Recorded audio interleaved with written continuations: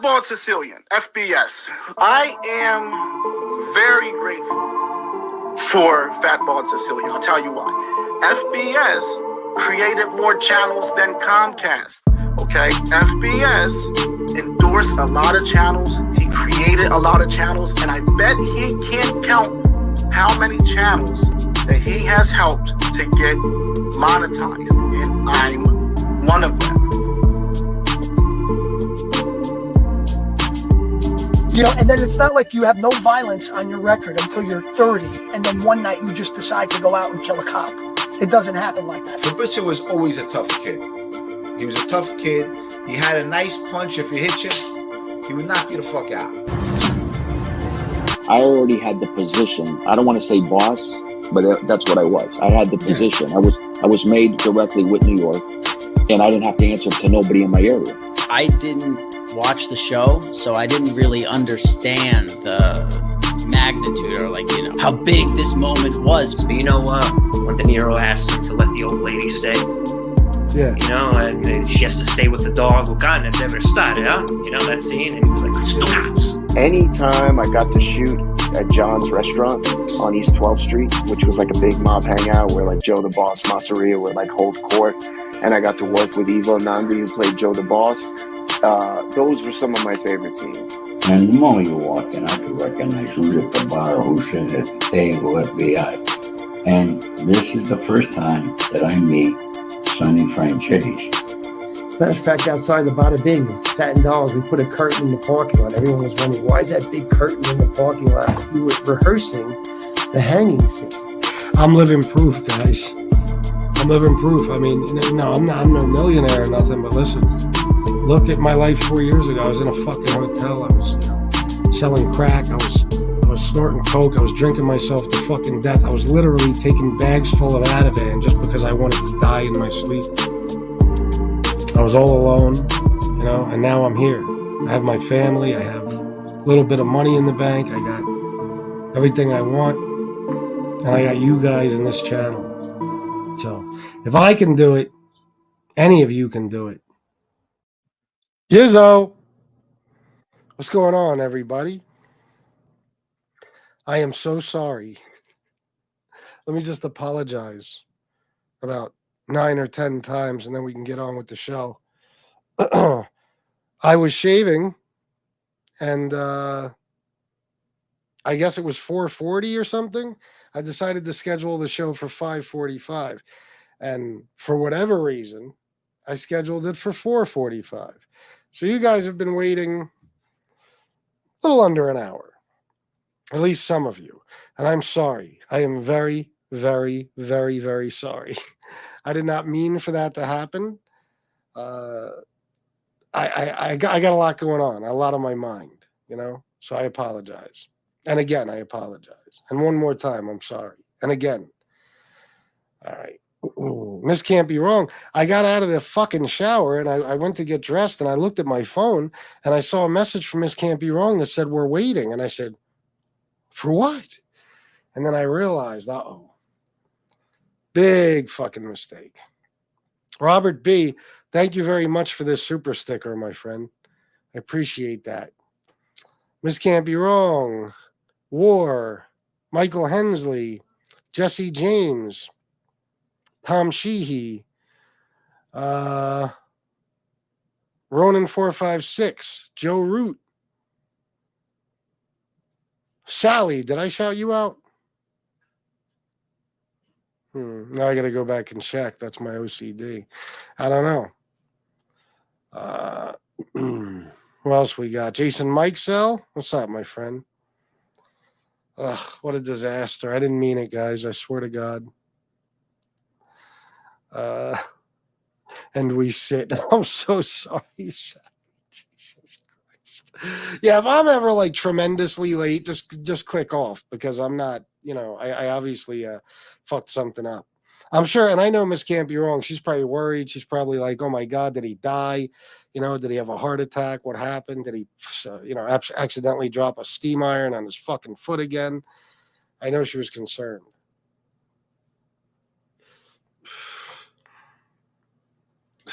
Damn, Dave. Don't forget FBS is the bad guy, but moron too. Well, Dave, I have to agree with you. And thank you for pointing that out. That's what I count on you guys for. Always be honest and put me in my place. I can handle a little ball break, and I'm the only one, but I can handle it. So it's one of the million things that sets me apart from everyone else. This show is also another thing sets me apart from everyone else. Addiction and recovery. My OCD is tardiness. Yeah, well, listen, I swear to God, throughout my lifetime, I don't think I've ever been late for work.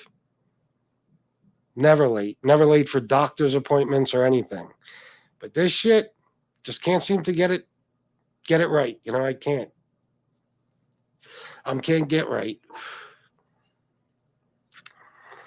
Yeah, I just thought about it. That's a good name for somebody on MobTube. I won't talk about it on this show, but maybe another one. No, I know. I can always count on Miss Can't Be Wrong. If it wasn't for that fucking text, I still wouldn't be on. You know what I'm saying? You saved me yet again. She saved all of us. It's all good, Sally. All right, guys. So, you know where my head's at lately, right? I'm thinking about a whole bunch of different things. I'm really, really hyper focused on starting some sort of job and another channel. Really hyper focused on it, believe me. More so than ever. Because, I now realize that there's no hope left. There's not. It's over.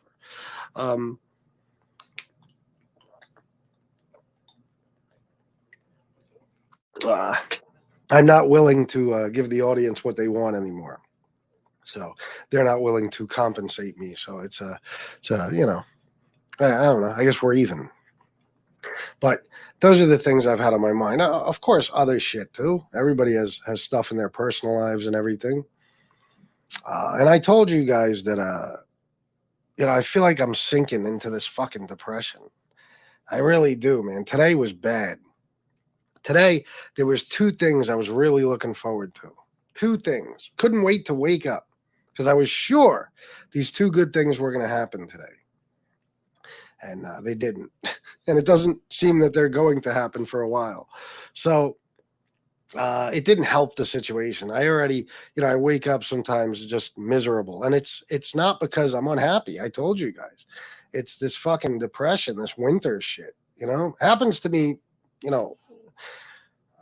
I won't say every year, but a lot in the winter. It happens to a lot of us. I get fucking depressed. I have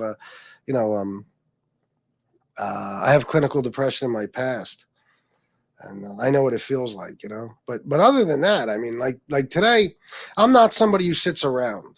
I don't sit around and say, "Oh, it's all over. What do I do? Everything's hopeless. There's no future. There's no money. There's no nothing. I'll just sit here and fucking, cry and bitch and moan and whine and allow myself to just sink deeper and deeper into this depression and laying around and all that bullshit that comes with depression. I'm not one of those people, and now don't get me wrong. When you have, yeah, exactly, Miss Can't Be Wrong.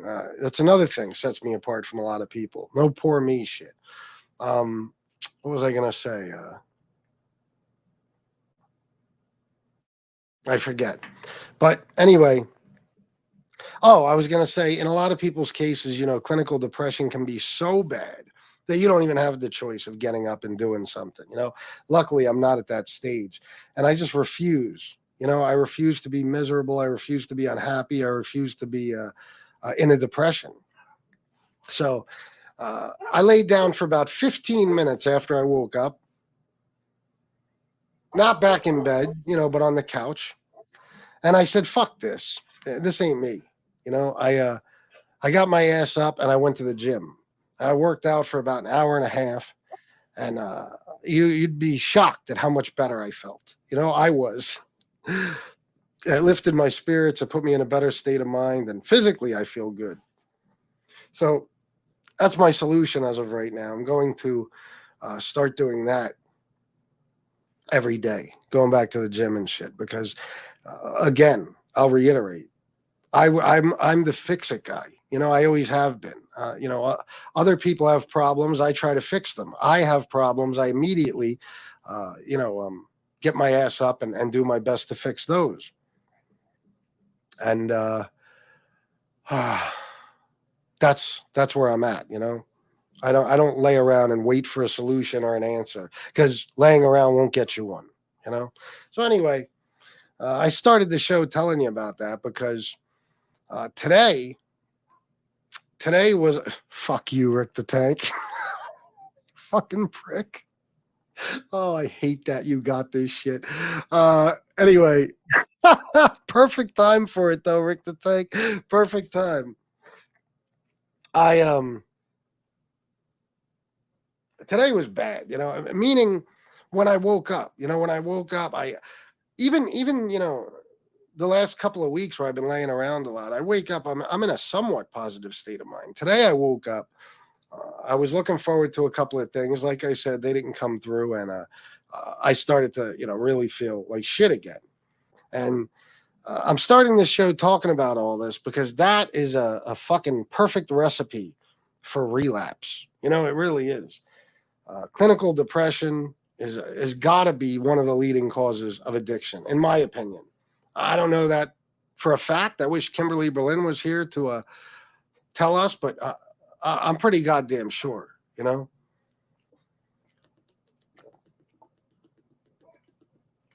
It really, really is. And it was my, I guess, the catalyst, for my addiction issues with alcohol and cocaine, and, you know what I mean? And, as bad as it got, the seizure when I was 19 fucking years old, later on,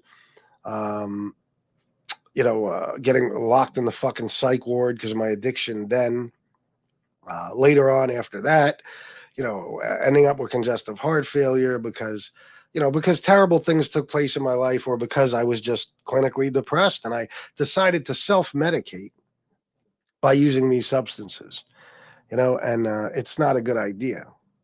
And I don't think I'm anywhere near that point, but I know how quickly you could wind up there. Depression gets bad enough and you might start looking for solutions. Well, like I said, I've always been the fix-it guy. I see a problem, I fucking jump right into gear and I say, okay, let's figure out a solution. And that's what I'm doing now. So I'm going to do my best to keep myself busy, because that's another thing. Yes, exercise is great for depression. Any psychiatrist or psychologist will tell you that. You want to treat depression, exercise. That's the main reason I got off my ass and went to the gym today, and I'm going to continue to. But I've decided I got to keep myself busy. Otherwise, you could be in the danger zone. I am going to start a new channel today. I already know what I'm going to do, and I'm going to do it right after this video. We'll see how that goes, And then I'll be back on tonight for a members only show where hopefully I actually make a little money, because, this is still how I make a living. I'm not, I don't have real high hopes. Let's just say that way, or say it that way. I'm not fooling myself into believing that I might actually make money, but, I'm going to at least attempt it. So anyway, guys, that's the thing, the depression can hit you at any fucking time, anytime. A lot of us have experienced it. I know a lot of you guys have in the chat, and, of course I have. I just went over that. It can hit you at any time, but this fucking weather, the winter in general, especially if you're somebody who's inclined to, or not inclined, if you're I don't know what the word is, but if you've experienced depression before, it's kind of like drug addiction, the way I see it, it's how do I put this? I'm trying to choose the word, the best words for this. I think you guys know what I mean. If you were ever an addict, okay, it could be one little drink, one line, one bump, one hit, one anything, and you're in full-blown addiction again. You know what I mean? You're active addiction, where now you're fucked up all over again. You need treatment, you need detox, you need rehab, you need all that shit. Well, that's the way I see depression. You know, if you've had it before, you could very easily fall into it again. You know, it just comes back like that, I think, for certain people. So that's what makes me worry about, you know, our group here and stuff, and the people and myself as well, you know, because it can come out of nowhere. I've seen the changes in myself lately. I told you guys about it last night. Nothing in my life has changed significantly. As a matter of fact, in the last few months, my life has gotten significantly better for a lot of reasons that I'm just not going to talk about on YouTube, because I learned my lesson about doing that. I have much more peace of mind in my life. I'm back to the point now where I'm sleeping good again. You know, everything is great. I almost want to say better than ever with Shauna. I just said I wasn't going to do this, but you know, in my home life, you know, things are fantastic. I literally said I wasn't going to do that, and then I started doing it. See, I gotta practice not talking about myself and my personal life. But the point is, things are good. You know, so there's no real reason for it, but it comes with the season sometimes. You know, and I noticed you guys can see, right? I mean, I'm sure you can. You've been watching me every fucking day for years. I am constantly get up and go. I'm constantly running around doing something. I have all types of interests, you know, that I'm constantly, you know, I'm engaged in something that I'm into. And the last couple of weeks, man, and it's been creeping up on me, you know, but the last couple of weeks, I have lost all interest in every fucking thing. Everything. I have no desire to watch movies anymore. I have no desire to fucking shop, which is, for me, is insane. I have no interest in even being outside. I have no interest in anything. I've lost all interest in everything. So this is how I know I'm in the fucking danger zone. And the more you let it linger, and the more the deeper you fall into clinical depression, the more trouble you're going to be in. So you got to get your ass up and do something, you know. And I've told people this before, friends and stuff, you know, that shit, you know, a body in motion stays in motion, a body at rest stays at rest, you know. And your mind is affected by your excuse me, activity or lack thereof, activities, I should say. So, you know, I've told people, like, you can't be in the house all the time. You can't. You're going to drive yourself insane. You're going to fall into a depression. You got to get sunlight. You got to get exercise and all that shit. And, you know, some people stay in it. Some people don't. I don't know, but I'm not going to. So, again, I'm mentioning this stuff because of how it relates to addiction. You know, how it relates. The answer back in the day for me was to drink, like, even no matter what it was. Panic attacks, the answer was to drink, period. Depression, I think I'd say the same. I should have said anxiety over panic attack. You know what I mean? See, my thing was panic attacks. Say you're having a panic attack. And you take a shot. This happened to me once. And that shot makes you feel all better. Well, in your mind, you just found the solution, you know, to what could be a crippling, debilitating thing. Panic attacks are a fucking nightmare, you know, and that's how you self-medicate with those, you know, at least I did. Depression, same shit, but it was certain components of depression that made me drink, more so than like the sadness that comes with a clinical depression. It's you know, the sleep, the constant interrupted sleep, you know, like they say, if you look it up, at least it used to say this, that people suffering depression will often wake up at 3 a.m., which is very, very odd. That doesn't make sense, right? I mean, it doesn't matter when you go to sleep. I don't think it's based on a certain schedule. 3 a.m. It's weird. Isn't that like the witching hour or some shit? Isn't that Chris Moltisanti's thing when he was going to hell? Wasn't it 3 a.m. or some shit like that? When he thought he was in hell? But that's just one of the things, the components, it fucks you up bad. So me, man, I told you, I've had problems with insomnia my whole fucking life. And when you're depressed and simultaneously anxious, and they do go hand in hand a lot of the time, you get both, it's impossible to sleep. And if you do, it's interrupted. I wake up in the middle of the night and can't go back to fucking sleep anymore. It's a nightmare. And when your head is filled with all that horrible shit, it makes it that much more impossible to get some fucking sleep. So that was a big thing with me, man, was drinking myself to sleep. But that, I think, is one of the most dangerous ways, or the most dangerous things you can do as far as maybe throwing yourself into full-blown alcoholism, just being a full-blown alcoholic. Because anytime you give your body something because you feel it needs that, it begins to need it. Now, at first, it might just be in your head. Maybe you don't need alcohol to sleep, but that's how you're going to sleep. That's how you're doing it every fucking night. Well, before you know it, your brain is telling you, no alcohol, no sleep. And then drink it enough, like say every night with me, especially hard liquor, and a lot of you guys, now you start waking up in withdrawal.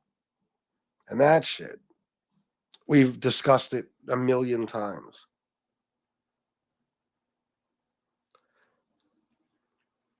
I can't imagine anything more painful and miserable than alcohol withdrawal. And I've experienced the most serious fucking, levels, I guess you could say, of alcohol withdrawal numerous times in my life.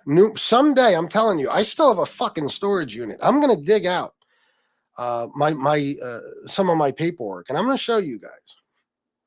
I'm going to show you guys all the different things I went through because of alcohol withdrawal, all the different physical issues, all the different now long-term health problems, and alcoholism in general. I'm going to show you guys, when I walked into that fucking psych ward and they took my blood, my alcohol, my blood alcohol level was through the roof, of course. But what really shocked them was the levels of cocaine in my system, or whatever the chemical name is when, the fucking doctor said to me, with this much cocaine in your system, there is no reason you should still be walking this earth.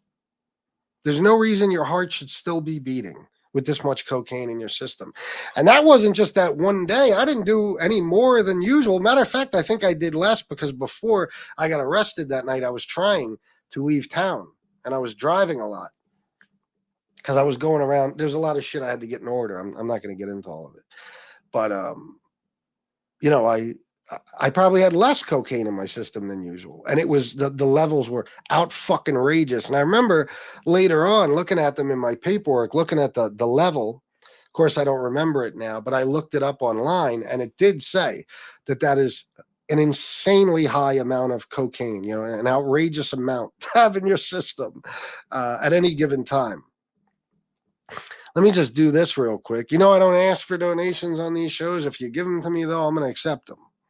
Alex for Jigadaja, $49.99 match. We take 20s, 10s, or 5s. Good evening to the haters. I know you're watching the stream to have something to talk about. Yeah, even this stream, I'm sure they are. And I don't know how to handle this one, Alex, because I don't ask for donations on this show. So I'm gonna blame it on you.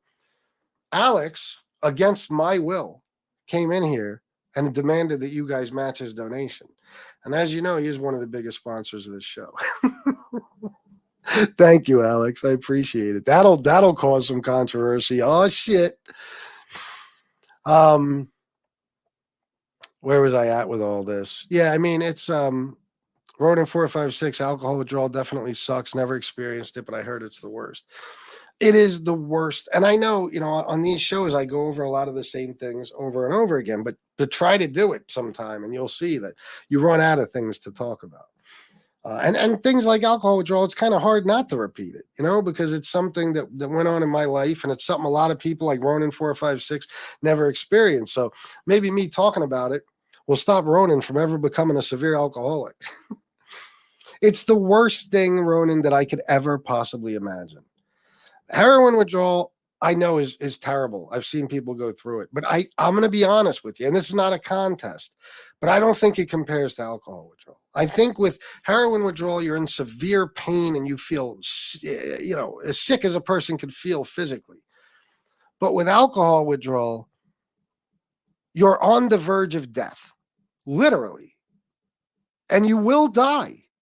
You will absolutely die. Now, I'm not talking about somebody who drinks a 6-pack every day or even a case of beer.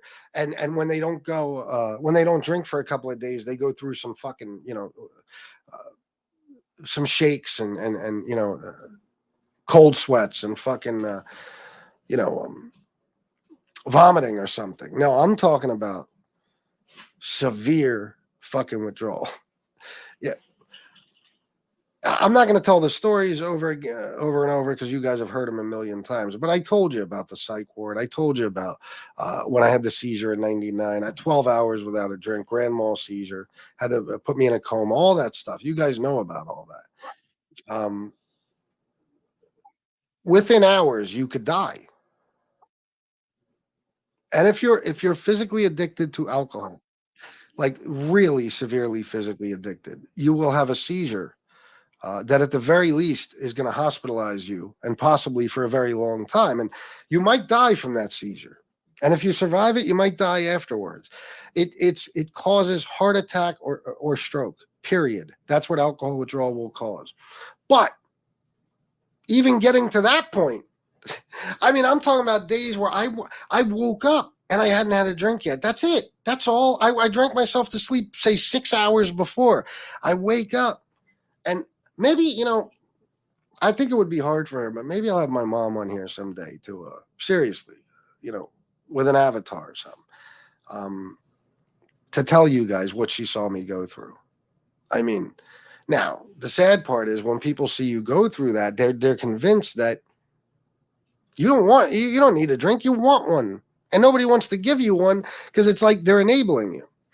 People in my life acted like that until after I, was in a medically induced coma, I had a grand mal seizure, almost died. I don't know how many times in the hospital, was going through delirium tremors to the point where I saw shadow people in my room, kicked a nurse, got strapped down to a fucking bed. And then when I got out of the hospital, my legs were so weak I couldn't even walk without a fucking cane. Then they realized real fast, oh, you didn't want to drink. You needed a drink. Yes, I needed a drink. I was trying to tell you that. Yeah. But just that waking up, just to, go in 6 hours in your sleep or some shit without alcohol, you wake up, your hands are like this. You're not having no little fucking shakes. Your hands are like this. You know what I mean? You're fucking pouring fucking sweat. You're dry heaving when you have nothing in your stomach, nothing, just fucking stomach acid, bile. Like you're fucking, it's, and that is excruciating because of the fucking strain you put on your esophagus, your throat, your fucking voice, every fucking thing. And your whole body, your whole fucking body. It's like you're having a seizure the entire fucking time you're going through it because your body is basically convulsing. I told you, my fucking, my alcohol withdrawal, I felt like my insides were shaking. I could still remember the feeling. Like I felt like everything in my body was trembling. It's terrible. And at the same time, you're feeling your heart. Now imagine you guys who have done cocaine and you've looked at your chest and seen your heart beating for your chest, or you felt it, and you fucking freeze up. You're terrified because your heart's going so fast. You know it ain't supposed to be going that fast. Well, figure minutes, hours, whatever. You're not going to go past hours in severe alcohol withdrawal. Okay, it's worse than that. Your heart you're on the verge of going into cardiac arrest or having a heart attack or a stroke. That's it. The entire time you're going through alcohol withdrawal. And the longer you go without a drink, the closer you get. So imagine all this other stuff is happening to you physically, and then you're feeling your heart, your heart rate increasing rapidly. It's terrifying. It's terrifying. And you know that you need to either see a doctor or you need a drink or you're going to die. Not even see a doctor. Fuck, it's not you make an appointment. You got to be rushed to the emergency room and hope that they get to you before you drop fucking dead, before your heart explodes in your fucking chest. It's terrifying. That's another reason. I know you're not supposed to say, you're never supposed to say never. And I actually won't, because I know that there's things that could make me relapse. But in my mind, I never plan on having a drink ever fucking again. And I'll do everything in my power to avoid ever doing it. Because forget about how bad it is being an alcoholic. Going through that withdrawal is my worst fucking fear, or one of them. It's so fucking bad, guys. I'm telling you, man. It's so. And then if you're a psychopath like me and you're doing cocaine while you're going through alcohol withdrawal, oh my God, you're triple fucked, okay? Because now you're increasing your heart rate even more, and you're making the anxiety worse, and you're making the tremors worse, and the sweating and everything. And the amazing thing about it is that you have, it depends on each person. For me, it might have been 6-7 shots, maybe a half a fifth, whatever, and I'm grooving. I'm feeling like nothing ever happened. But as soon as I go through it again, as soon as I run out of alcohol or liquor, I wake up in withdrawal, I got to experience it all over again. You might survive it 500 times. And then the next time you drop fucking dead. But even when you survive it, it's the worst possible pain you can imagine. And of course, like any addict, you don't want to go to the hospital. You don't. You want another drink. In my case, especially the last time in that hotel room, I just wanted the pain to go away. I wanted it to be over. I woke up in such severe withdrawal. I got this girl with me. I don't know who she is or where she came from. She's telling me we spent a week together. She's telling me we had sex. She's telling me about things that happened, throughout that time period, that 4 days, 5 days, whatever, 4 days. 4 days. She's telling me about all these things. I called off work every night. This dude from down the hall, he was in and out of the fucking room. We ordered food, all types of shit. And I have no memory of it. That was it, man. I could have my mom come in here right now and tell you. I called her early that day. And I said, Mom, I need your help. I can't do it. I need you to call crisis intervention. I got to go to rehab today. And then she did it, and crisis intervention called me, and it's just an expression, guys, but thank God. I don't know how else to express it. That I was able to get that help, and here I am today. But man, I'm telling you, man, it's and here's another thing about it. It could last a long fucking time. I was in outpatient rehab for 8 weeks after I left the hospital. And I probably didn't start it until about 2 weeks after I was already out of the hospital, right? And every single, I think we did it 3 days a week. I forget how many hours a day, 4 hours a day, maybe 6 hours, some shit like that. Every single day, when you're done, you have to sign a paper just saying you were there and whatever. It could be for insurance, could be for if you're court ordered, whatever. Or just for their records. I couldn't sign it. My hands still. Months later, I'm trying to write and my hand's bouncing off the fucking paper. The woman felt so bad for me. She said, just make a couple of dots or something. It was fucking, when I was in the psych ward, I had to have a security guy fill my menu out every day because all you got to do is circle your choices, but I couldn't. My hands were shaking that fucking bad. And that shit can last you months. The first time when I had that seizure, it probably lasted me about 6 months before I got to the point where I could actually write again. And I'm not fucking kidding. Okay. But you could still experience withdrawal for a very long time. It won't be as severe, but all types of shit, lack of sleep, nausea, I'm sorry, stomach problems,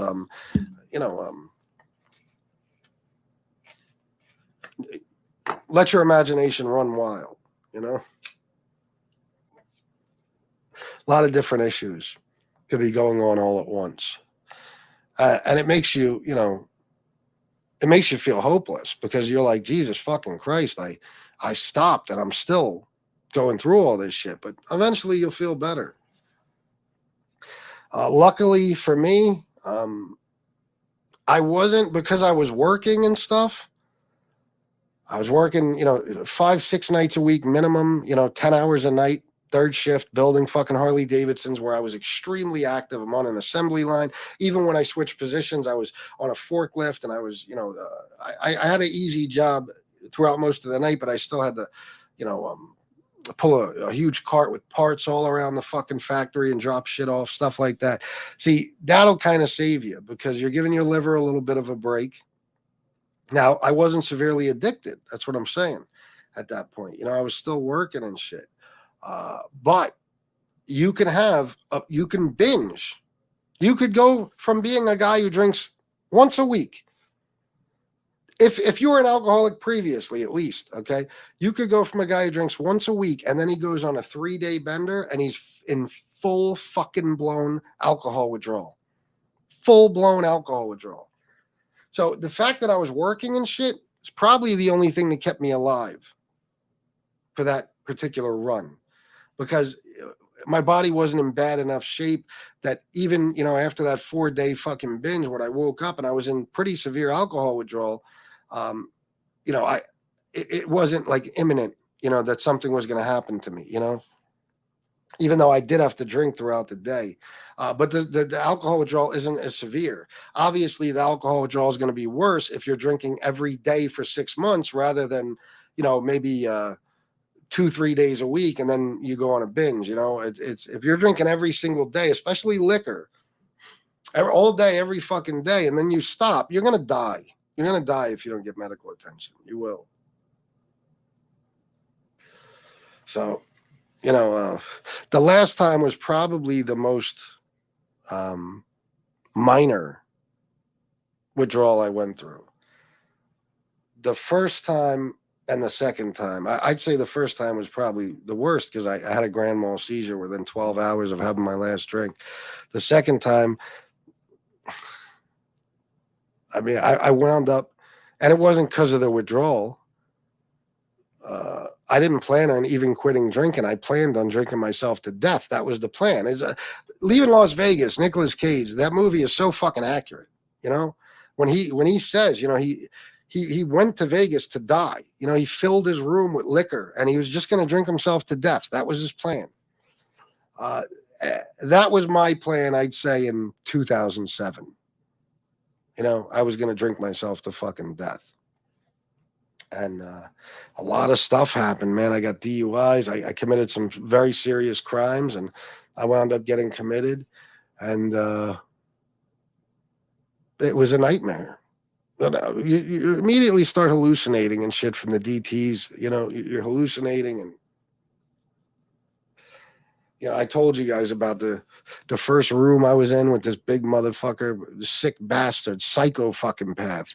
Got myself out of that room, except there was no rooms available, so they had to put me in a straight cell, literally, like, a padded fucking room. But it's no different from a prison cell, a single man prison cell, locked in and everything. It was a fucking nightmare. But I would be pounding on the glass. And it literally like a prison cell door with just a window about that big and that wide. And I'd be fucking pounding on the glass because the fucking volume wore off and my heart is going through my fucking chest. And they'd have to race to pump me full of more fucking volume to slow my heart down. Terrible, man. And my mom, my poor mother, she had to see all this shit. She don't even like, that's why I said it might be too hard for her. She doesn't even like remembering it. She doesn't. Reminiscing about it. It's something she'd like to never think about again, I'm sure. But that's it for me, guys. That's why on days like today, when I wake up and I know, okay, keep laying around, dickhead. Let this get worse and worse. And it's only a matter of time, possibly, till you're back in that fucking very same boat again. or move your ass, get up, do something, and take your own advice. Because I've been telling people for my whole fucking life, especially the last couple of years, you know, friends of mine, you know, you can't wallow in your sadness. You can't lay around, or even if you're not sad, you're in the house, just get out, get up, go do something, you know, or it's going to get worse and worse. So I let myself, I let this shit take over my life for the last couple of weeks, I guess you could say, and I'm not having that anymore.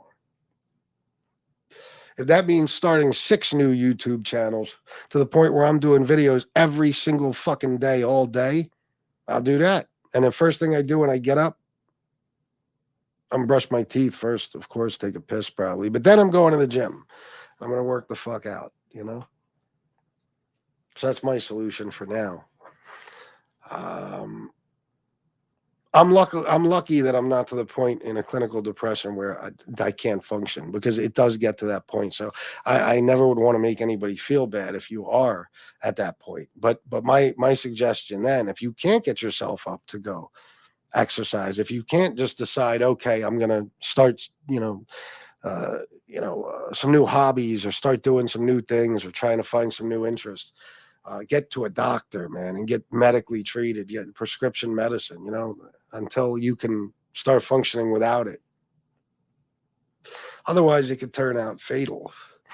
You know, you wind up dead or relapsing, or even if you've never been an addict, you could wind up becoming one. I told you guys, I had a friend, my friend Marlon. He worked with me at the motorcycle place, and he was on first shift on the handlebar line. I was on third. So, and I've known this guy way back into my teens. Matter of fact, well, I could tell you something really funny, but I can't yet. Maybe in a couple of months. But there was a particular detective that was watching my house. And the first time I ever got recorded on tape was with this dude Marlon and his brother. I was living in the suburbs at the time, but I was selling, I told you, 10 pounds of weed a week. Later on, coke, crack, every fucking thing. I was giving guns, all that shit I had. I was nuts. And a lot of these guys from York City would come to where I was, you know. I had good shit. What can I say? I had fire. So anyway, I live in a house. There's a house next to me where a cop lives. And this cop don't like me, you know. And this detective had been investigating me, and somehow he talked this other cop into putting these still motion cameras in his fucking windows, so it could, they could keep an eye on me, which I don't even know if that's fucking legal or not. I was a teenager then, though. My mom could tell you this story too. It is a funny fucking story. But me and another friend, you heard me talk about the dude Darb. He's the one that got 10 years in the, around the time I was in the psych ward and shit. Me and him were walking out of my house. We had weed, whatever. And we were walking to the car, which was these dickheads parked right. Marlon and his brother parked right in front of the fucking cop's house. But I didn't know they had cameras in their fucking windows. All I cared is that he wasn't home at the time. So, and it was daytime and I was a teenager. I didn't know better. I was, we walked over to his fucking car, and I hand him the weed. He hands me the money. And that was it. They drove off. Well, I got busted for something later on, and this detective called me to the police station, basically to interview me, interrogation, and I was underage, so my mother had to come with me. So we get there, and they put us in this room. I might have told you guys this story before. If I did, I apologize. I don't remember telling it to you guys, though. They put us in this interrogation room, and the detective starts grilling me about this particular crime he thinks I committed. And I deny. I think he pretty much gave up on that one. And he pulls out this fucking, whatever. He's got this little VCR TV thing. He wheels into the room, and he puts on this fucking tape of me walking across the street. And it was the dopest video ever. I wish I still had it, because it was still motion. So it was like, basically in slow motion, the whole thing, because it only takes a picture every few frames, whatever. And it's me and my man walking over to this car and selling him weed, right? And he starts asking me about it. And he says, listen, he does the old cop trick when they're interrogating you. I'm going to give you some time to talk this over with your mom. I'm going to go outside for a little while. You talk it over with her, and maybe you'll be more comfortable telling me about what went on in this video. I said, okay, no problem. So he walks out, and I already saw the tape recorder. I already saw it was I forget where they had it placed, but it was supposed to be hidden, and I had spotted it. So as soon as he walks out, I point to my mom and I point to the tape recorder. Or I looked at my mom and I pointed to the tape recorder. So we went full on bullshit mode, full on New York bullshit mode. I know we weren't in New York at the time. I'm just saying, New Yorkers are good at that. So I looked at my mom. I pretended to be all worried and nervous, and I said, "Hey, I'm not going to lie to you. I know that video doesn't look good." I said, "But it's not what he's saying. I didn't sell drugs to anyone. I was actually, because in the video you couldn't see what I gave Marlon and his brother. You could only see the money being exchanged. But you couldn't even really, it was a glimpse. You couldn't even really see who was giving it to who. It was a terrible fucking video. It was an old, 90s fucking still motion camera that was already, that had a window in front of it. All right. And we were about probably 60 feet away.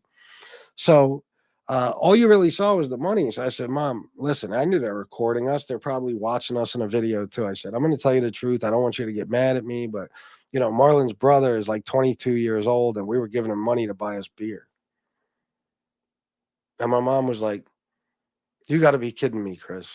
You're fucking drinking, and my mom's playing it up. And the fucking detective comes back in the room, and he already seems disappointed, and I said, listen, I talked it over with my mom, I'm just going to tell you what went on that day. I'm probably going to get in some sort of trouble for it. I don't know, but I'm not going to lie to you. I said, I was giving my friend and his older brother money to go get me and my friend beer. And he was like, yeah, I figured. I had a feeling that's what you were doing. And I was like, whew. Fucking greatest thing ever. But my mom always had my back, man. Always. My dad, if he was around at that time, probably would have killed me. But that was the end of that. But anyway, years and years, decades later, me and Marlon wind up working at the same factory. And every morning when I left, I would see him, and I was seeing him a lot right around the time before COVID. He started coming in super early to set up. This guy was so dedicated to his fucking job. Went from being a total knucklehead from the streets to being, super dedicated. He loved this job. And COVID hit, and he didn't have the job. And that's literally all he had. He worked every possible hour of overtime he could. He loved being there. He loved, he loved his job. He loved what he did there. He loved working on that line. And I think it was only maybe a couple of minutes into all that a couple of months into the shutdown for COVID. And he, it's sad. It's a shame. But, if you're wondering why I'm talking about that, it's the same thing. You lose interest in something, or you just lose what you're interested in. It's taken away from you, like a job during that pandemic, or it could be a relationship that ends or whatever. You're not really functioning the way you used to. You're in your house. You're basically stuck, like we kind of were during that time. And depression sets in, and that's it. He just gave up, And he's not the only one. In my life during that time, but he's somebody I was super close with, since I was a teenager. And that's the dangers of it. It is. Jesus was crucified at 3 p.m., so the witching hour would be 3 a.m. It's what Aleister Crowley called the law of inversion. Oh, okay. All right. Gotcha. I didn't know that. Christopher Welty, still an addict, even though I haven't had a drug in my system for almost 24 years. Will always be an addict and will never forget where I came from. It's a good way to think about it. Yeah, we all are technically still addicts. You know, a lot of the times I say active addiction because that's how I differentiate. You know, I can't really say I'm not an addict anymore. We're all addicts if we were ever addicted, right? But there's a big difference between being in recovery and being an active addiction. And if you're in recovery, it's okay to still see yourself as an addict because you're not making the same mistakes and hurting yourself and other fucking people. You know, you're doing your best. You're doing your best, man. It takes a lot. It takes bravery. It does. I was always I'm going to tell you the truth. You know how I am. I'm an honest person, meaning not just with other people, but with myself. And to this day, it's hard for me to take credit for my recovery, even if outwardly I'm doing so. You know, internally, I'm saying, what the fuck am I congratulating myself for? I became an addict. I became a fucking drug addict and alcoholic. I should be ashamed of myself. But, you know, I'm growing to realize that's not the truth. You know, a lot of people do it. And nobody, I don't think, I never met anybody who chose to become an addict. Now, look at this. My whole room's crooked here. Look at this shit. What the fuck happened? I must have bumped it. I got to figure out a new situation with the camera and all that shit. See how easily I get distracted? There you go. Much better. I should still pull this down more.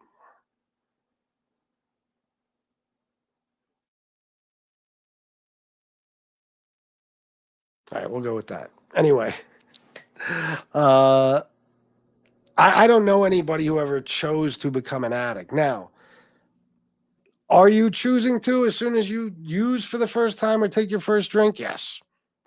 You're not choosing to become a full-blown addict, but you're choosing to use a drug or a substance that you know could turn you into a full-blown addict. You know how I am with personal responsibility and shit. It's hard for me to blame it on a disease or a gene or any of that shit.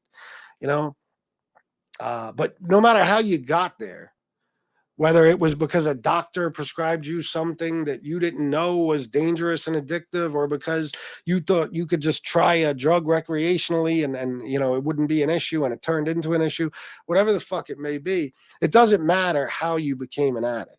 It just matters where you are now with it, you know, and if you're in recovery, you're doing the right thing and you do deserve credit. And I'll tell you why.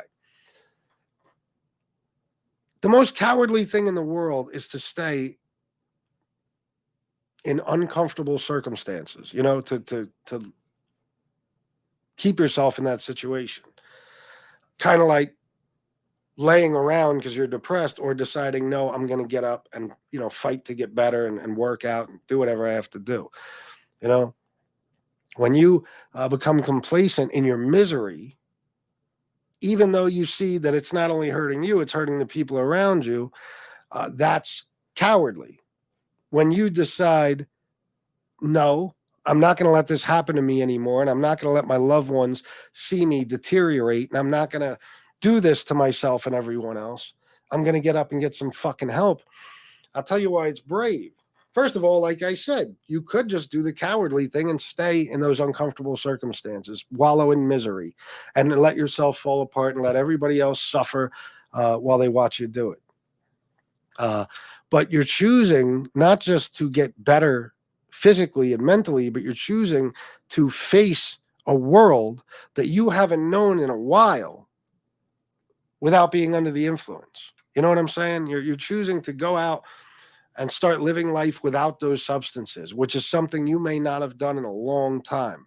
You're choosing to face not only what is to come, but what's happened in the past. And, you know, some people may have been addicted to alcohol or coke or crack or heroin or whatever it may be for decades or at least years.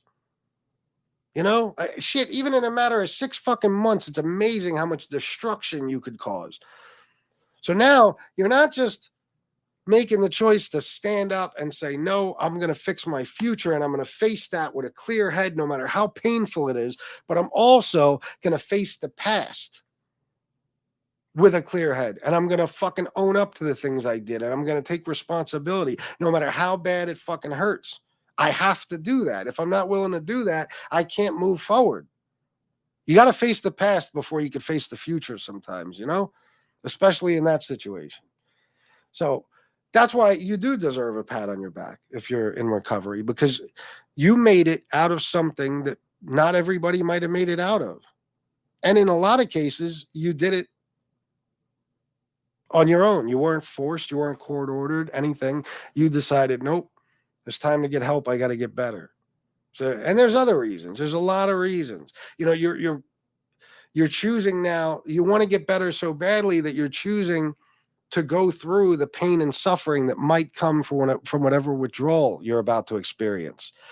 Benzo withdrawal, opioid withdrawal, or fucking alcohol withdrawal.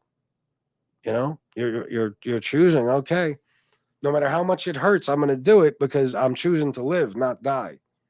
So it is fucking brave. It is. And a lot of people look down on you and say, kind of like what I used to think. Well, what the fuck do you deserve credit for? You never should have been an addict to begin with. Doesn't matter, because I was, you know, that's what I did. I became an addict. Doesn't matter how I got here. Could you have made it out of where I was in my active addiction? Ask them that. How do you know? You haven't experienced it. How do you know how tough it is for me to choose to do the right thing and get better? How do you know what kind of strength and courage it takes to fix yourself when you're broken? It takes a lot of courage and strength. It's much easier to stay broken. It is. So I have respect for all of you that are in recovery or trying to get into recovery or doing your best every fucking day. I have respect for all of you. I got love for all of you. You know? It takes balls. It does.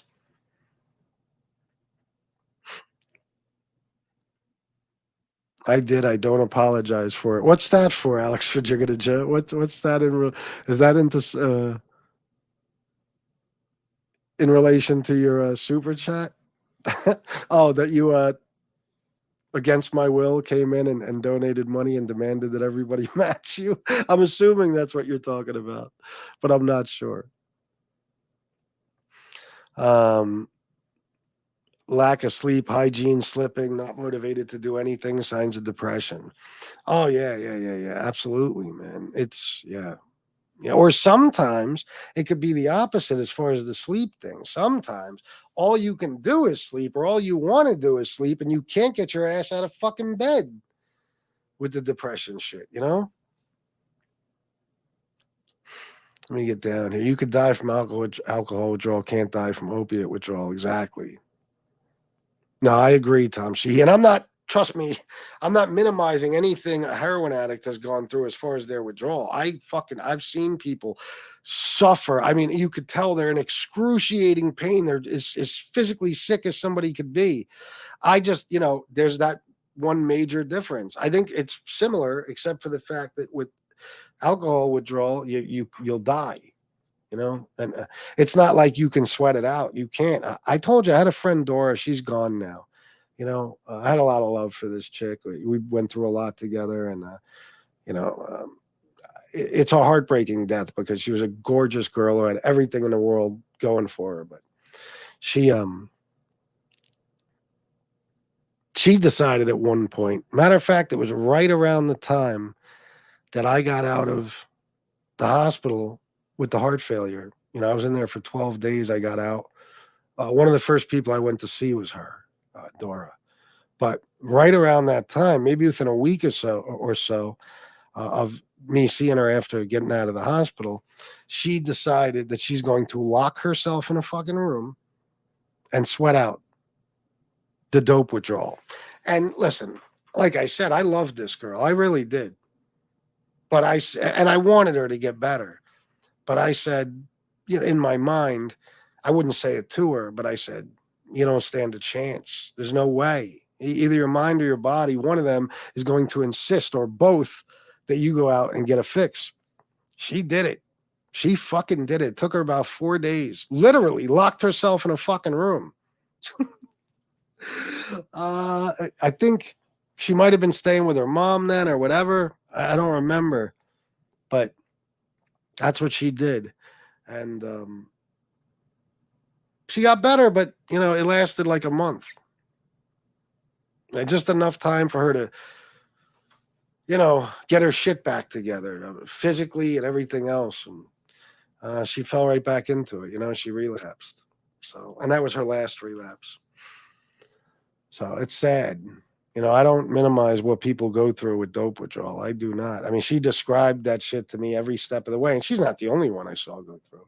I mean, for fuck's sake, a lot of the time for heroin withdrawal and alcohol withdrawal, they'll put you in a psych ward. So when I went to the minimum security level of the psych ward, I went from being, in the area where it's all psychopaths. Literally, it's like a 400 Trumps. Donald Trump's walking around talking about the government, how everything's fixed and it's all rigged and they're after us and the whole world's falling apart. That's what it was like. No, not 400 though. There was probably like 30 people, I exaggerate. A bunch of nutcases. Okay. Thorazine shuffle and they're walking around screaming about the government and they're paranoid. And, maybe I shouldn't talk about them like that, but whatever. I've never been one to be politically correct. I went from there to being in like the minimum security level, which was a lot of drug addicts. A lot of people that are put in there to go through their withdrawal safely. So, I mean, I was in a room with a fucking guy. The dude was there before I got there, and he was going through the dope withdrawal. And let me tell you, the first time I walked in the bathroom of that room, I almost tried to escape from the fuck. I went to the nurse and I said, look at that fucking bathroom. I mean, it was covered in shit and piss everywhere, not just the toilet bowl, the whole fucking bathroom. So I said, nah. Now, I'm not going to stay in his room. They do something about this shit. And they had somebody come and clean it. But that was from him being, like, I guess, incontinent and everything else from the dope withdrawal, just being so sick. Terrible fucking. I have nightmares about that place. I swear to God, I do. Jail is nothing compared to the psych ward. Nothing. I don't give a fuck where you are. It's nothing compared to a psych ward. They are, Joe Root, without a doubt. I got to, unfortunately, skip a bunch of comments and get towards the bottom. I'll go up a little bit. Let's see. One of my best friends died a few years ago, basically from drinking. It killed his liver, pancreas. Oh, yeah. Yeah, you get pancreatitis and everything else. You get cirrhosis or just liver disease.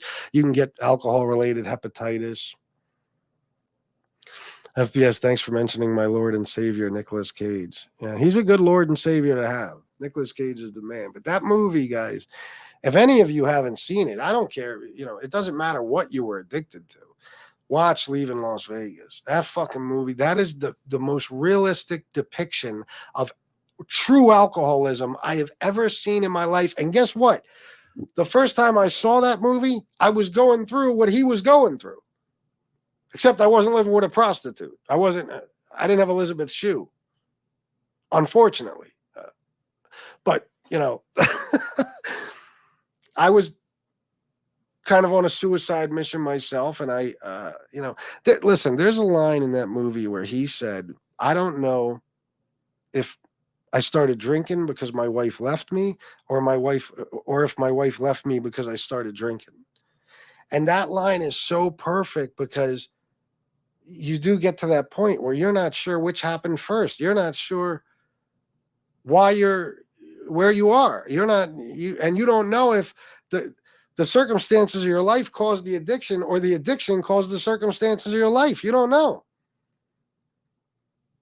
And there's everything, the withdrawal. When he crawls out of bed to the refrigerator and it takes the orange juice and vodka and starts guzzling it and goes into the fucking shower. And now he's feeling a little bit better because he poured a bunch of vodka and orange juice down his throat. He's in the shower and he's like singing and dancing and he's drinking more. You know what I mean? It's crazy, man. And he had those, times where he had just enough in him and he was feeling fantastic, like the casino, right? Remember that scene? I think they went out gambling. They were having a great fucking time. And like that In the blink of an eye, something happened. Then he went berserk and started throwing the chairs, and he flipped over the blackjack table because that's how it is. You could go from being the most friendly, fun-loving, drunk son of a bitch in the world to wanting to kill every fucking buddy. You become violent on the drop of a fucking dime. It's sad, but that's the way it goes, you know?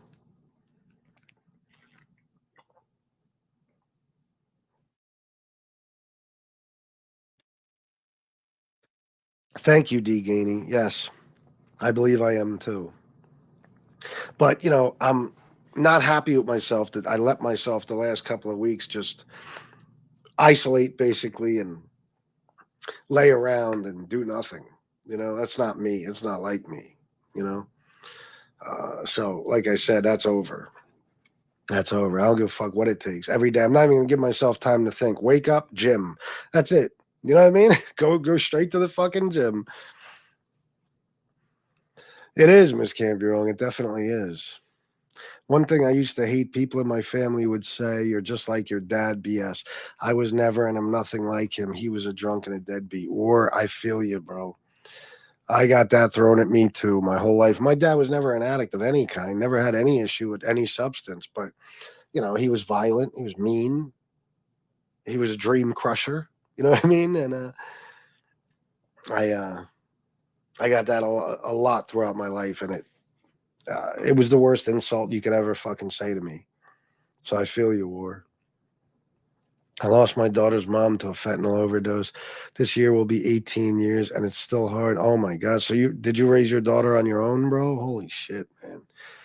I feel terrible for your daughter losing her mom. It's so fucking sad. This is like Dora, you know. A little while before Dora died, her kid's father, who had been in prison for a very long time, well, not a very long time, the kids were still fairly young, but he got out, and they found him in the bathroom with a needle in his arm not long after he got out. So boom, the kids now have no father. And then, you know, not long after that, they don't have a mother anymore either. You know, it's like, Jesus Christ. Did the same to my mom. Hate the fact that she'd have to bail me out and constantly worry. Yeah, man, me too. Me too.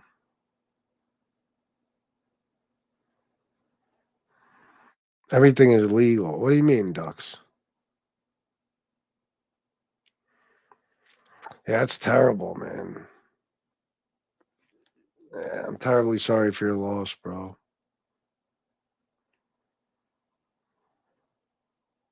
South Philly Tony, you thanking me? If so, you're welcome, bro. Thank you for being here with me. Thanks for the help taking my comment down. What?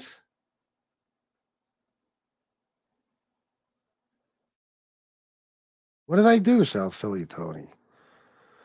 Oh, yeah, D. Gainey, yeah, man. And that wasn't the first time. You know, my mom always had my back, always. And she's a street smart. Is born and raised in Brooklyn.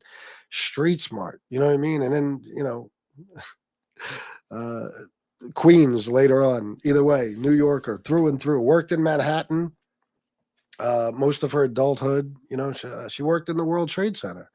I forget which building it was. Yeah. She was street smart. She knew how the game was played. You know what I mean? And, that detective hated my fucking guts, man. And I'm going to tell you in a couple months, I'm going to tell you some more, but he hated my fucking guts. He did. He fucking, I mean, I was you're talking about, I'm maybe 15, 16 at this point. And I was this guy's, like, he wanted me bad. He wanted me bad. He was focused on me. It was like I was already FBS and he was one of my haters. You know what I mean? It was fucking nuts. That has a lot to do with where I came from and my last name and everything else. I was a stranger in a strange land there. Nobody wanted us there. You heard my mom talk about it. Nobody wanted us there. As soon as they heard where we were from and we were Italian and, you know, they saw us and, you know, redneck land, you know, lily white fucking people.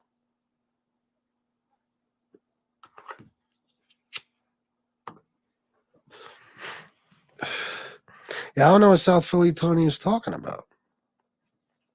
YouTube has been taking comments down lately. 3 comments, and I took down 3. I don't understand the South Philly Tony. Did you want them taken down? Bro, believe me when I tell you, unless it's some real ignorant ass shit, I don't take comments down ever. Like in my most of you know, I barely even answer my comments. I don't even look at them that often. I'll wait 2-3 weeks and then I'll answer a whole shitload all at once. I don't take comments down. YouTube takes comments down for the weirdest fucking reasons. You don't even have to say anything wrong. It's weird. And I would never take yours down, South Philly Tony.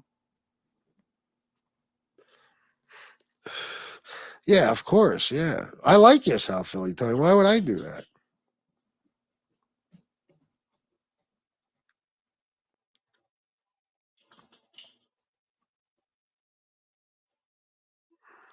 Oh, South Philly Tony, we have put in certain words and phrases and names that can't be put in chat. Yes, some of the people in here have seen them.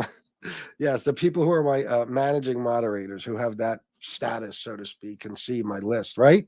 Miss Can't Be Wrong, I think like Tony Ducks and you guys have, yeah. There's certain words you can ban. So if anybody puts them in a comment, YouTube automatically, they're like in a live chat, I don't even think they'll post the comment at all. And I have a lot of words on that list, and some of them, you know, some of them are racist phrases and shit, because in the beginning people would drop those words in the chat, haters. But a lot of them are words like the C word. And I don't mean cancer. I mean the other thing, you know, the pandemic. Stuff like that, I believe, is in there, you know, because I'll get in trouble for shit.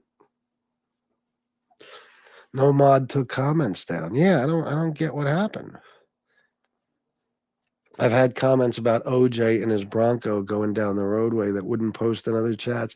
Are you serious, D. Gainey? Why am I not surprised that you had shit like that? Bye, baby. Love you.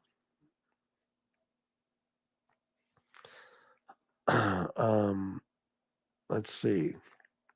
I never judge someone else's journey. No, you can't. You can't. You never know what people have gone through in their lives, you know. We've all had different experiences. And that goes for addiction and just life in general, even if you've never been addicted to anything. Alex was referring to the super chat. Okay, that's what I thought. Okay, gotcha, Alex. Thank you, bro. I was numb for 20 years. Feeling was novel and frightening. Still here. Well, I'm glad you're still here, bro. I'm glad all of you are here. I'm even kind of sort of ish a little glad that I'm here. You know, that's the part I don't understand. Why keep getting clean, going through the detox, all that, and getting high again over and over? Well, this is my theory, and I'm sure there's people in this chat that can, you know, probably confirm this. I've said this before. I'm assuming you're talking about the dope stuff and shit, right? I have a true belief that is the hardest addiction in the world to stay clean from, okay? Meaning alcoholism might be harder to detox from, or to, you know, it might be harder to quit something like alcoholism or even benzo addiction. Benzo, let me tell you something. We didn't even get on that. Benzo withdrawal can last you years. Severe withdrawal could last you fucking years. I've seen it. I synced it. It can. But anyway, back to my point. The heroin, I think, and maybe just oxy and opioids and, you know, as well. I don't know. But heroin, we'll just go with heroin. It seems like it's the strongest addiction in the world. Okay. Meaning that even if you get better, if you recover, you know, you go to rehab, you detox, whatever, and you get on the road to recovery, so to speak. I feel like that's the one thing that haunts people constantly, that it's in their mind, on their mind, always, always, always, always. And there's never a time throughout their lives that they won't want it or feel like they need it ever again. You guys tell me, people who have experienced it, but that's why I have unbelievable amount of respect for fucking people who get clean and stay clean from opiates and opioids. Oh my fucking God, because I mean it's gotta have the highest relapse rate by far over any other substance. It has to. Let me see something. Which class of drugs has the highest relapse rate? According to NCBI, alcohol and opiates are among the most addictive substances, posing significant public health problems due to the biopsychosocial impact that they have on individuals. Research shows that majority of abstinent alcohol and or opioid dependence subjects relapse within 1 year. So alcohol and opiates. But I'd have to assume that opiates is even worse. I don't know, though, because the thing with alcohol is it has that same mental addiction with a lot of people, with most, I think, and it's everywhere. It's everywhere, even more so than dope. You know, it's legal and you can get it anywhere, anytime. And you can't go anywhere without it being there, really. Restaurants, maybe even job functions like, parties and stuff. Other types of parties, events, weddings, birthday parties, holiday get-togethers. There's going to be alcohol there.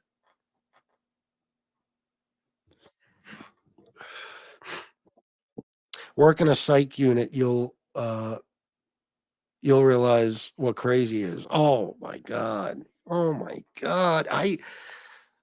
That shit was terrifying. I mean, I remember sitting there, like my second or third day, sitting at a table and seeing that exactly what I described, exactly what you see in the movies and TV. There was some big giant woman doing a Thorazine shuffle, muttering to herself about how the government is coming after her.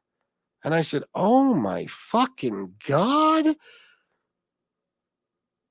That shit just wasn't for the movies. That's real shit. Like, this is how, and it's filled with them. You know what I mean? And it's like people with other stories too. I told you, the first room I was in was with a guy who used to fantasize about having sex with his fucking son. An enormous guy. And he told me I look like his son. I said, you get me the fuck out of here. You got me doped up. I couldn't even fight back if I had to. You got me with fucking 70 milligrams of Valium in my fucking system at all times. And this lunatic thinks I'm his son who he wants to fuck. Get me out of here. I threw a fucking fit. And that's how I wound up in a cell. The first room was nice and comfortable, but it had a fucking lunatic, a giant lunatic in it.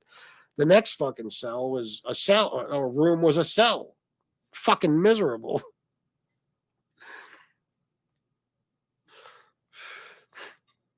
I've been in jail several times. There was never a release that made me as happy as the day I got released from that fucking psych ward. Holy shit. I'm telling you.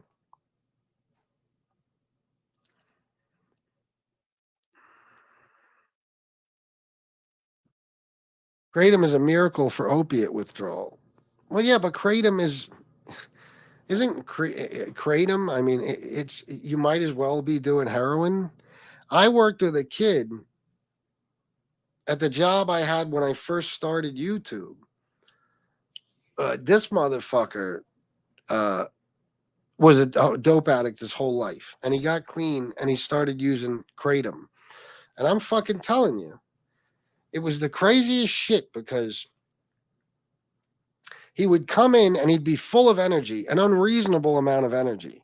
And then within hours, he would be nodding out like he's on dope. Okay. And it seemed to have both effects, just depending on, I guess, how much you used throughout that day or whatever. And he swore up and down it was Kratom. And he wound up going to rehab. They let him go to rehab. And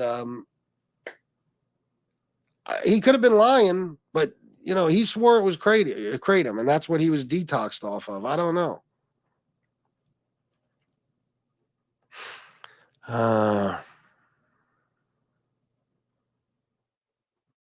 No, you don't, D. Gainey. At least not back then. Not the Elizabeth Shue, of say 99, or shit, probably for about a 20 fucking year period. I think she's still hot. Let me shut up. I think I saw her recently and she's still insanely hot. So, yeah, at the time, that's how I felt.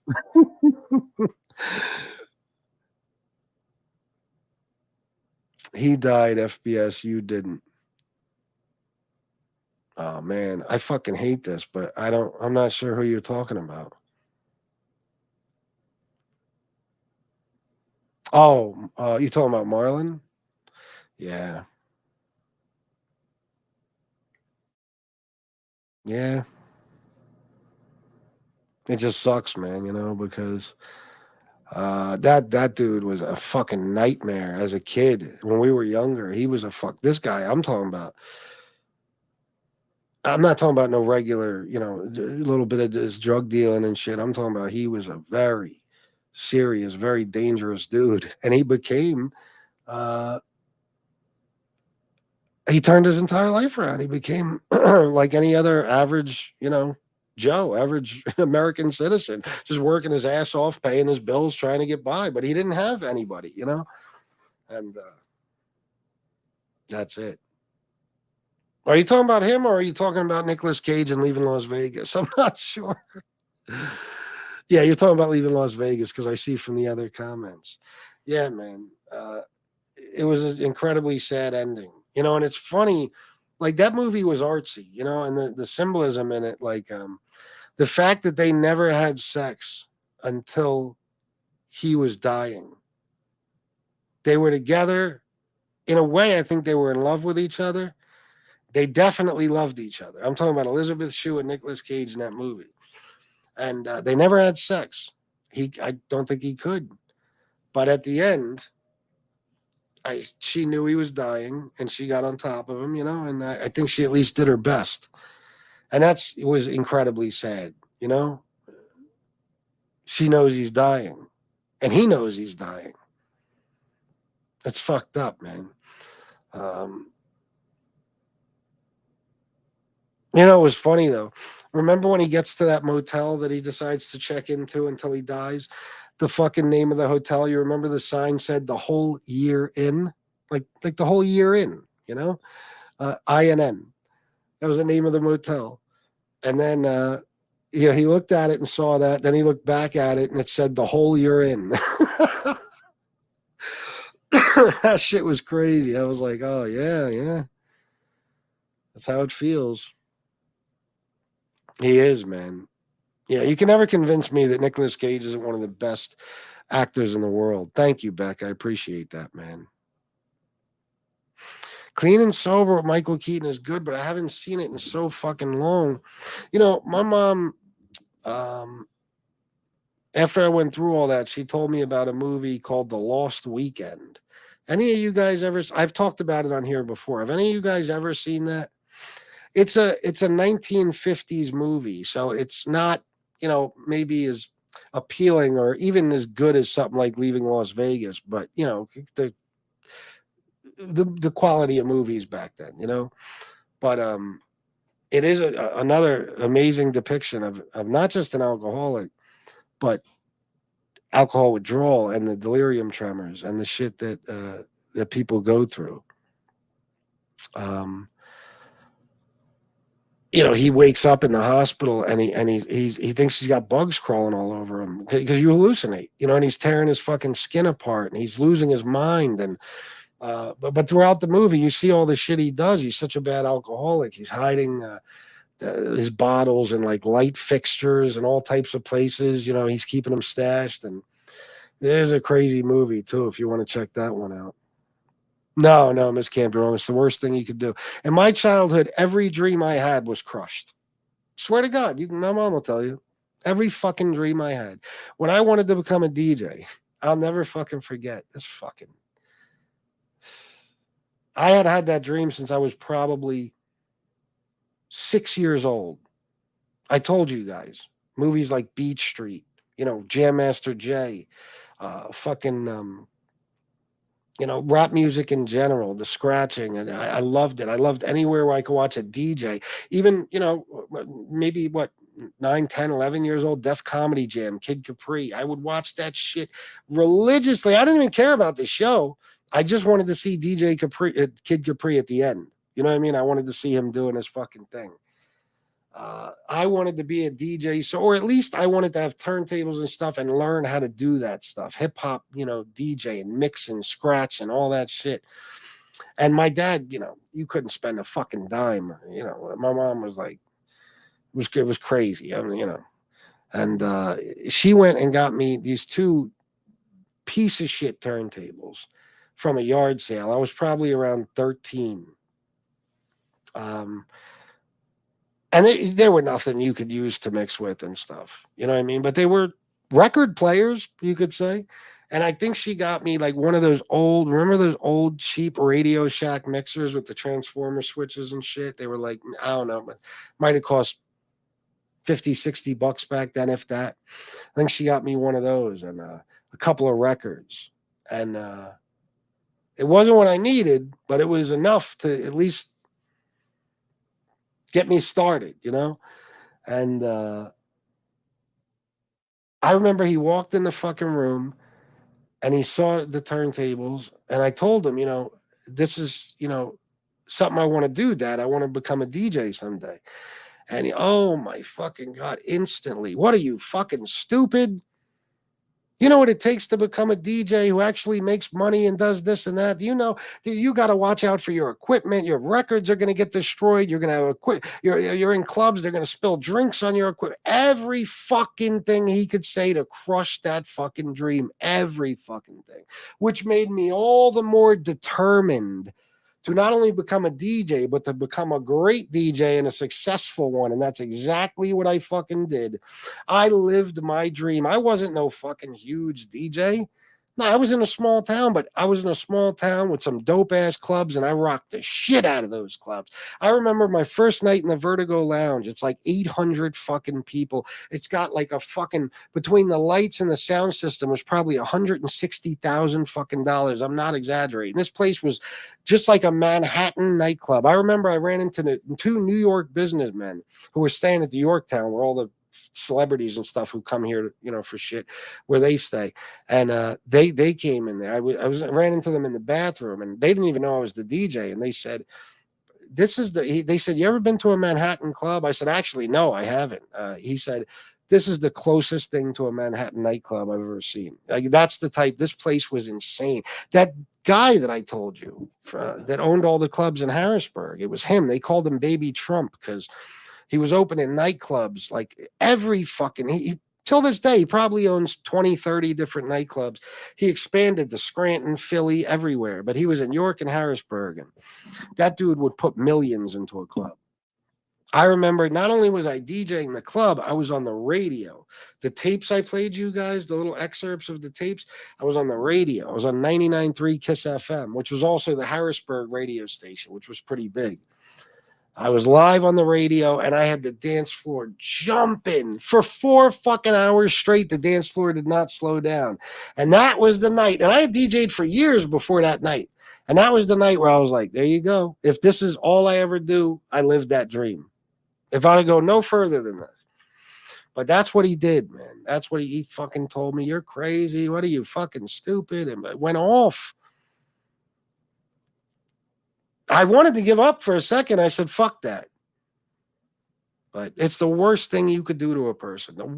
My daughter, when she was little, I did it the opposite of what he did every step of the way throughout her lifetime. I still do. If my daughter said she wanted to be anything, I would tell her, you can absolutely do that. You can absolutely do that. Work hard, focus, go to school, get an education. You could do it. You could become whatever the fuck you want. It didn't matter what she told me she wanted to be. And I was like that with her friends. You know, I would tell them too when I heard them, you know, talking about dreams of theirs and stuff, you know. And I remember this one kid, she had a friend, and this friend was fucking, this teacher went off on him one day. This is like, we're talking about, he's probably fucking 10 years old. went off on him, telling him that he's a bad kid. I always said, never do that. Never. That's what my dad did. Never tell a kid he's bad. If you tell a kid he's bad enough fucking times, he's going to believe it, and he's going to have no reason to be good. You know what I'm saying? That's what my whole life I'm told I'm going to be a dropout. I'm going to be a criminal. I'm going to be a loser. I'm going to end up in jail. I'm going to be a drug addict. I'm going to be... Excellent job, Dad. It's exactly what I turned into. Thanks a fucking lot. You know? I don't believe in don't tell kids they're bad. You tell them they're being bad, they're doing something wrong, sure. Don't tell them they're bad. Never do that. You tell any kid something enough times, he's going to believe it, and he's going to live, he's going to wind up perpetuating that shit, and that's how his life's going to turn out. His or her. I need to get my ass back in the gym. I'm 6'1", 225, but not good weight this time. Yeah, well, get your ass in the gym, goddammit, D-Gainey. He's a big motherfucker, by the way. Yeah, I'm back at that. I don't even want to get into the whole heart failure thing, but that's another thing that's been bringing me down. This fucking heart failure, my weight fluctuating. I mean, Jesus, fuck. I go to bed a certain weight, and I wake up the next day 6 pounds heavier. You're talking about 8 hours later. I mean, that's from heart failure, and I can't get it down. Like, it's fucking driving me insane. But that's another reason, Jim. That don't really have much to do with my situation, because with my case, the weight I've gained in the last month or so is water weight, but still. Okay, I got you, bro. Yes, that is very true. If mods take comments down, I can still see them. I wish it wasn't that way, but.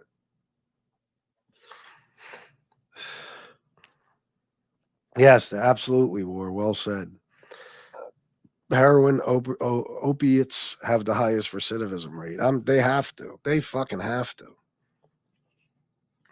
Funny how they call it heroin, yet there's nothing heroic about it. I used to think about that when I was a kid, when I'd hear that word. From what I understand, there's nothing like that needle. Well, I told you, my friend Sean, who was a very severe dope addict, he told me, because he would buy, anytime he get clean from dope, he'd start buying coke for me to shoot. And I'm like, why the fuck, if you're a heroin addict, how do you like shooting coke? It's the complete and total opposite feeling. And he said, I'm addicted to the pin. You just got to shoot something. I was like, wow, I didn't even know that was a thing. Really, D-Gainey? But then don't they have the kratom problem after that? I feel like that's like the methadone thing, kind of. Thank you, Christopher Welty. Have a good night, bro. See, that's what I mean. Back in it, you'll probably think about it forever. It's scary, man. But that's why I have so much respect for anybody who's recovered from that drug. I think they're both very similar, FBS, alcohol and heroin. That's why NA and AA are basically the same recovery program. Yeah, I think you're right. I think you are. I'm sure if you misuse kratom, it could, but friend have had no issue with it. Said it took care of about 80% of the withdrawal symptoms. Well, that's fantastic then. Cajun leaving Las Vegas. Yeah, I figured that out finally back. It's all good, Tony. I just thought I did something. I thought maybe I accidentally deleted one of your comments or something. Why do I never get the notifications when FBS goes live? It started happening like 5 days ago. Anyone else have this problem? Listen, my channel is all over the fucking place. And that's why the algorithm is so fucked up. You could turn it off, turn the notifications off and turn them back on, or just unsubscribe and resubscribe. I hear that helps. But even now what I'm doing, I did 2 memberships only shows 2 days in a row. I'm going to do another one tonight and another one tomorrow and the next day. And that hurts the channel too, because videos that would get between 1,500 and 2,000 views are getting 200 or 300, So that fucks my algorithm up too. I just don't care anymore. I've had it with the public shows. I've had it. I don't make enough money for the public shows. Fuck that. So listen, I encourage anybody, If you don't have a membership, please get one. Like last night, we had a great show. Me and Jeff Nadeau, fantastic. Talked about Merlino, A-Light, Borello, Matthew Cox, everybody. Get a membership, guys. And trust me, you got nothing to lose. If I leave here completely, I'll just tell you cancel the membership, and then you're good.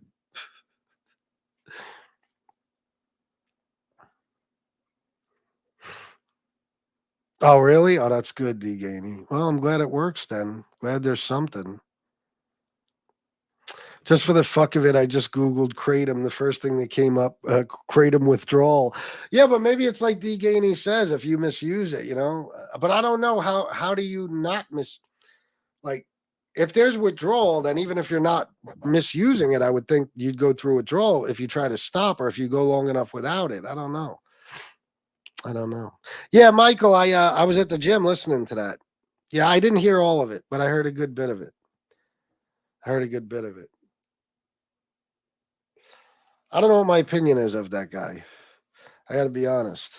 I'm not sure. I feel like there's something slimy about him. I do. Anyway, we got off the subject of addiction and recovery a little bit. My apologies, but I'm going to get going, guys. Listen, I forgot to put this up, but I'll put it up now. Write those numbers down. Keep them close by. Put them on your fridge. Keep them in your pocket, your wallet, your man bag, your purse, your fucking fifth pocket, your fucking suitcase, your briefcase, your fucking inside the fucking lining of your hat. Put them in between your titties or in your bra if you're a chick. Put them, tattoo them, get them tattooed on you. If you're a kangaroo, keep them in your pouch, whatever it takes. Have those numbers close by at all times. And go get fucking Narcan. All right. I've had it with telling you guys this. I'm just fucking around. Go to nextdistro.org and get Narcan. Maybe one day you could save a life. Who knows if that person will want their life saved, but hey, you never know what somebody could turn out to be, you know? People look at heroin addicts. They see somebody ODing on the street. They think he's garbage, you know, just like a bag of trash. Who gives a fuck? But you never know who that person is, who loves them, or what they might turn out to be someday. If he's mad at you, fuck him. Next time you see him OD, don't Narcan him that time. I'm just kidding. Wait, let me read this. Junior got, oh, yeah. Hector Pagan, Jr., yeah. Says in higher doses, those who take kratom report opioid-like sedative effects. Yeah, that's what I saw in that dude I worked with. All right, guys, thank you for everything. I'll see you tonight at some point. I love you all, and until next time, salute. And don't forget, look out for the members only show. In case you don't get a notification, keep checking. All right, guys, stay strong. Peace.